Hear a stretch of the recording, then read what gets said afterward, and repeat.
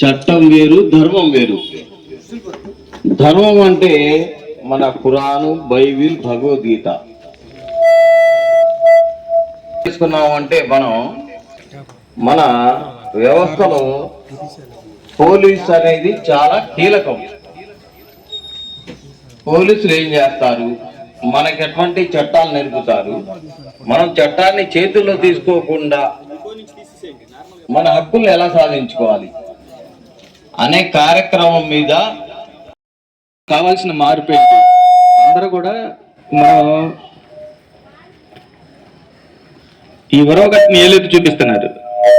ఇక్కడ 90 మంది మంచి వాళ్ళే ఉంటారు, ఒక 10 మంది చెడ్డోళ్ళ వల్ల ఏలెత్తి చూపించడానికి కారణాలు అవుతున్నాయి.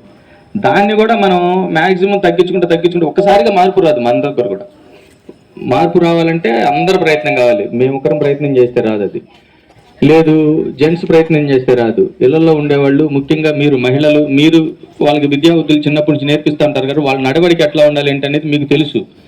వాళ్ళు లేదన్నా పెడతామని పడతా ఉంటే ఏ విధంగా మార్గంలో పెట్టుకుంటే వాళ్ళు మంచి మార్గంలో నడుస్తారనేది కూడా మీకు తెలుసు.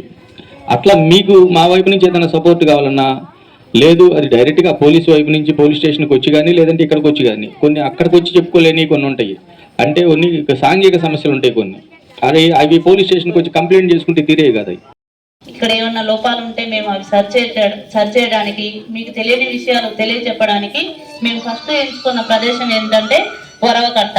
వరవకట్ట అంటే మనకు రాష్ట్రంలో పల్నాడు జిల్లా అని ఎలా ఒక పేరు ఉందో, మన నర్సరావుపేటలో ఏదన్నా ఒక ప్రదేశం పేరు చెప్పండి ప్రాబ్లమేటిక్ గా ఉంది అంటే మొట్టమొదటిగా ఎవరి నోటికైనా వచ్చేది ఏం పేరు అని చెప్పేసి మీరే చెప్పారు.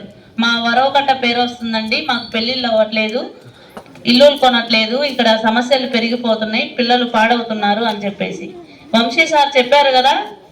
మొట్టమొదటిగా మీరు ఇన్ని కంప్లైంట్స్ చేశారు కదా, ఇన్ని కంప్లైంట్స్ చేయడానికి ఫస్ట్ రీజన్ ఎవరు ఏంటి, దానికి ఎవరు అనేది ఎవరి దగ్గర నుంచి మొదలైంది ఒకసారి అనుకోండి, మీరు ఊహించుకోండి, ఆలోచించుకోండి.